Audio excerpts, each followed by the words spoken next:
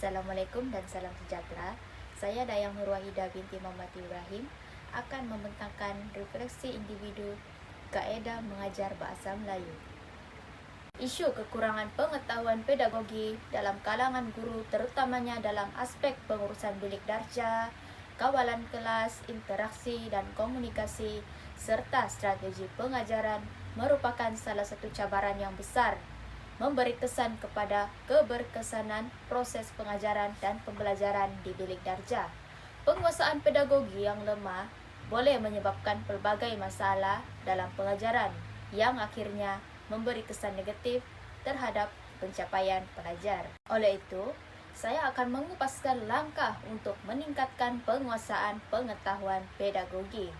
Pertama sekali, kerajaan terutamanya sekali perlulah memberi latihan dan pembangunan profesional.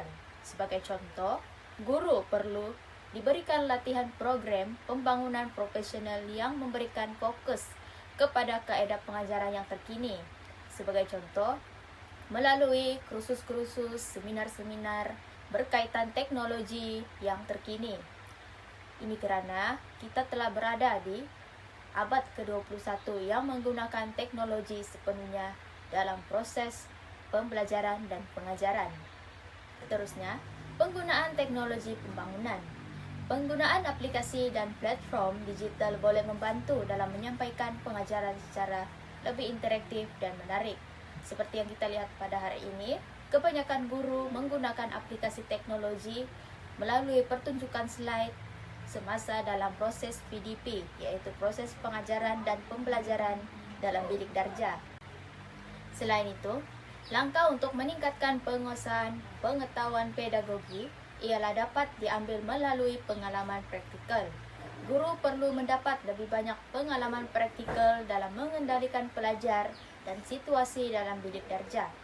Sebagai contohnya, melalui usaha kerajaan yang mewajibkan pelajar ISMP sama ada di IPTA dan IPTS mendapat pengalaman praktikal selama 3 bulan di sekolah-sekolah kerajaan maupun swasta adalah sangat wajar kerana melalui pengalaman praktikal ini, pelajar ataupun guru praktikal akan lebih terdedah dengan pengalaman pengajaran dalam bilik darjah yang sebenar serta dapat berinteraksi dengan warga-warga sekolah.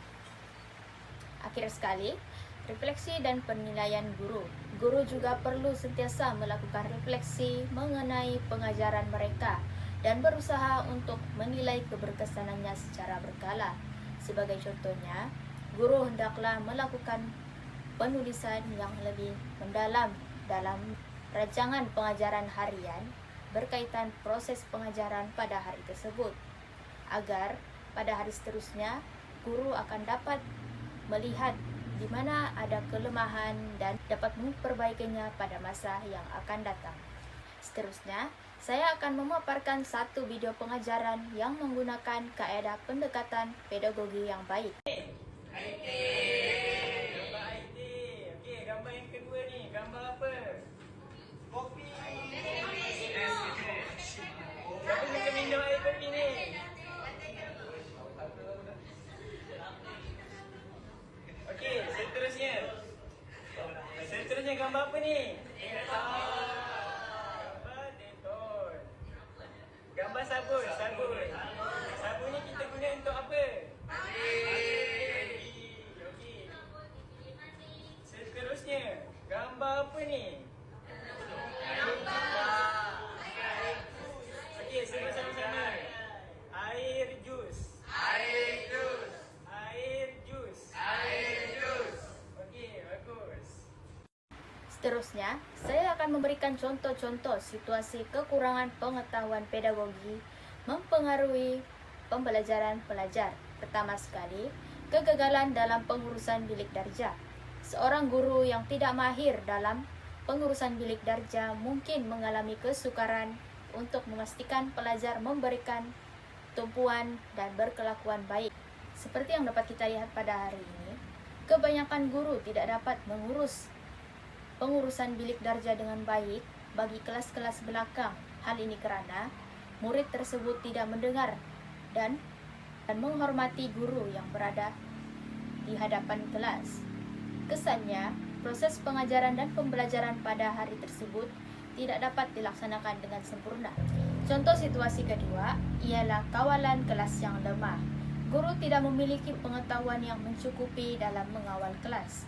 Selain itu, interaksi dan komunikasi yang tidak berkesan. Sebagai contohnya, guru yang kurang pengetahuan tentang cara berinteraksi dan berkomunikasi dengan pelajar mungkin tidak dapat menjalin hubungan dengan baik dengan mereka.